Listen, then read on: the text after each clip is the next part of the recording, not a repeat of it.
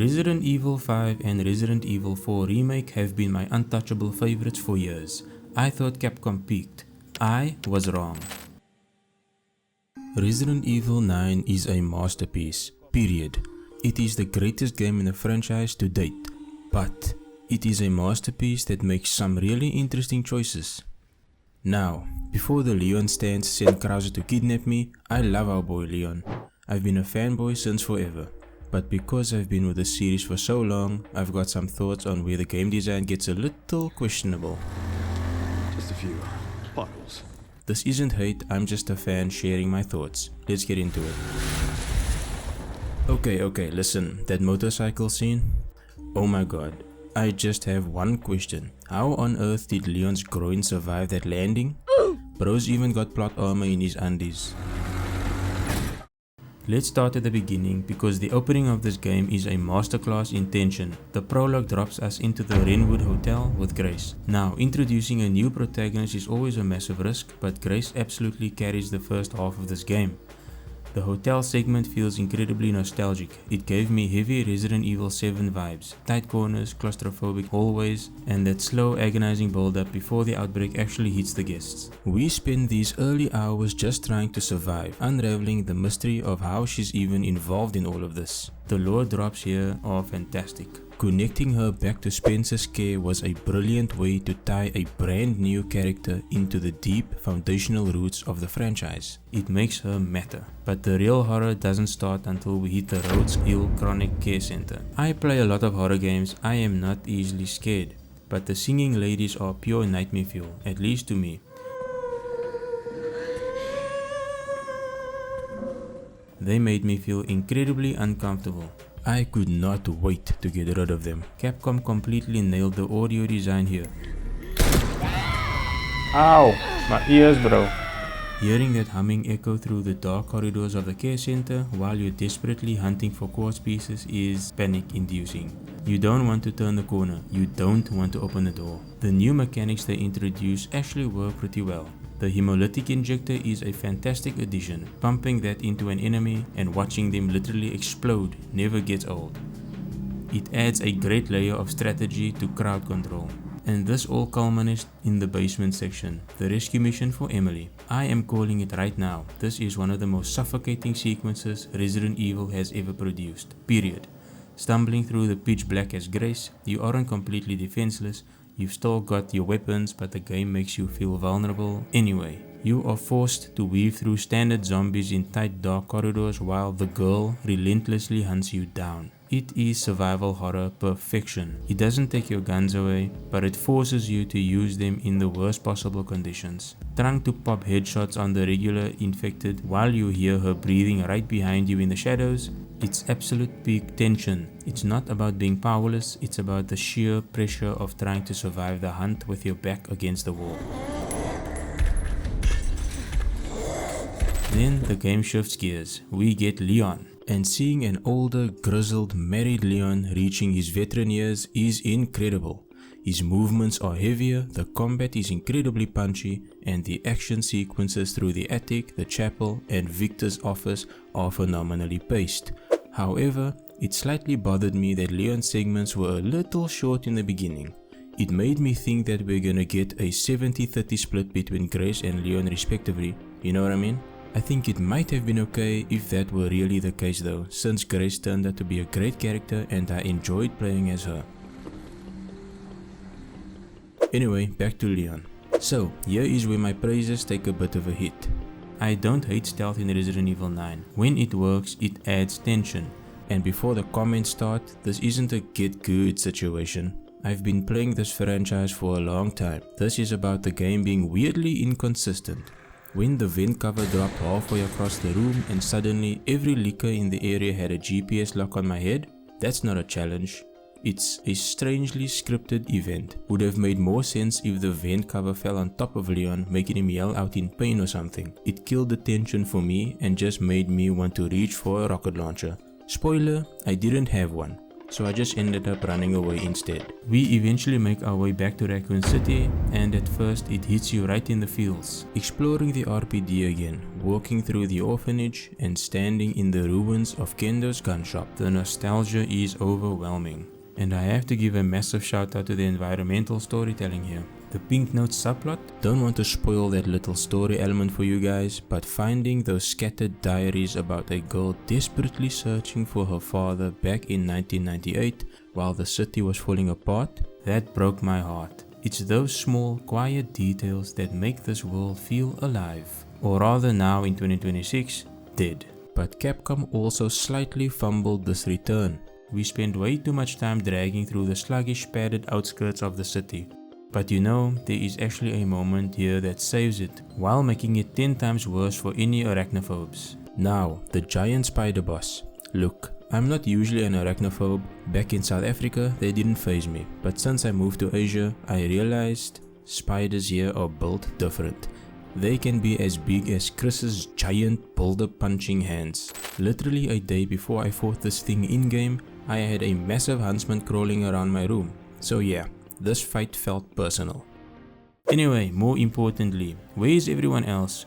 We are back in Raccoon City, the holy grail of Resident Evil lore, and we don't get a single cameo from Claire, Ada or Carlos. Having this massive lore heavy return and leaving out the legacy survivors feels like a huge missed opportunity to give the long-time fans the reunion we always wanted. Like, I'm fine if not all those characters made a comeback in this game. It would just become RE6 all over again. But at least one or two of them could have been mentioned or referenced in some way, right? Plus, if Capcom followed their own lore here, those characters also have to make some sort of appearance, right? They were all in Raccoon City back then, not just Leon and Sherry. They should all be suffering from Raccoon City syndrome. Or did I miss a detail somewhere? Let me know in the comments. The final act of this game is a roller coaster of epic fights and odd narrative choices.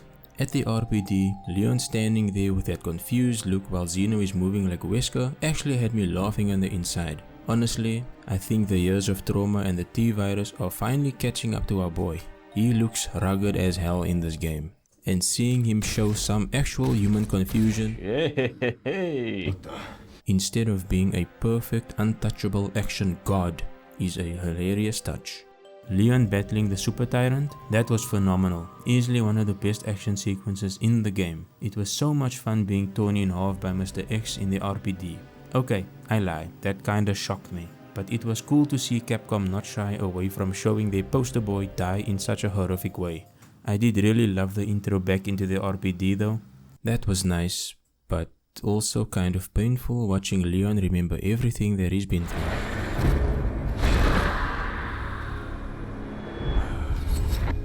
It's on you now. Pushing into the ARC facility to fight the commander, who we all thought was Hank, was incredible. The action sequence here felt very familiar. It was like that Krauser knife fight from Resident Evil 4 Remake. Regrettably here in RE9 it's not done better than RE4 Remake. I think it's the tension in the relationship between Leon and Krauser that made that fight shine. But then we get the syringe scene. It's just frustrating because Grace is so damn competent for 90% of the story, but in this one scene, it feels like Capcom forced her to lose 50 IQ points just so the villain could finish his monologue. I was literally yelling at my screen. You are standing right by him. Inject him. She is a great character, but the plot definitely did her dirty here just to stretch out the drama. I am humbled by my master's genius. You need to go and brush your teeth, bro. And Victor. We finally get the big face reveal from the main villain. After the entire game of him hiding behind this menacing helmet, you expect some grotesque mutation. Instead, he just looks like a regular dude who's seen things. It was the most anticlimactic villain reveal. I legit thought he'd have no head under the helmet or an ugly ass mutation, or you could maybe just see his infected gross brain. But he made up for it by being a really cool boss fight. Enjoyed the hell out of it, even though he wiped the floor with me many times. And him being a Tyrant Nemesis hybrid thing? Not sure how I missed that. His size alone should have given that away. Why do birds suddenly appear?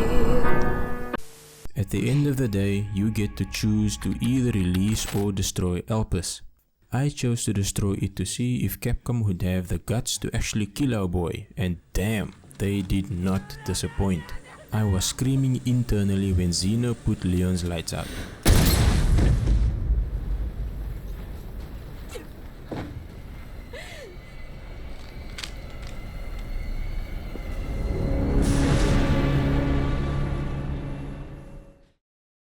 So we get Leon's badass closing line. I'm sure I'll run into him at some point. One of my favorite lines in the game, cause he refers to our other boy, Chris Redfield. God damn it, when does it end? It sets up the future perfectly. What's that, sir? The mission? All of it.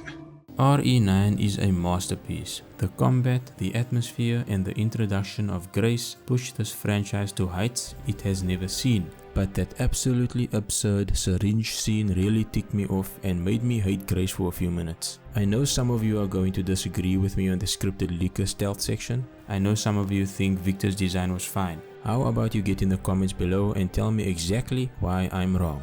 If you enjoyed this deep dive, which is essentially my rating of the game, hit that subscribe button and stick around, because we have a ton of horror games to cover. In terms of numbers, I'd rate this game a solid 10 out of 10, no BS. As I initially said, it dethroned my two favorites, Resident Evil 5 and Resident Evil 4 Remake. Okay, calm down guys, I know Resident Evil 5 isn't a conventional RE game, but it has amazing co-op memories for me, so it was in first place until now.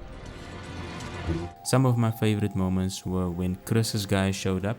That was absolute cinema. The awesome Hound Wolf squad, freaking amazing. I'm a super Chris fanboy and I truly hope we get that team up game at the end. I mean, when Leon says that line, I'm sure I'll run into him. Bro, that was goosebump inducing for me. And in the team up game, they better not kill off Chris, or I'ma be pissed. And can we talk about that wedding ring for a second? Capcom is being such a tease. The director says the partner is obvious if you've played the older games, so my money is 100% on Ada Wong. After everything they've been through since Raccoon City, it's about time they made it official. It left me with a massive grin on my face. Do you agree that Resident Evil Requiem is better than Resident Evil 4 Remake? Catch you guys in the next one. Oh, that's Chris's guys.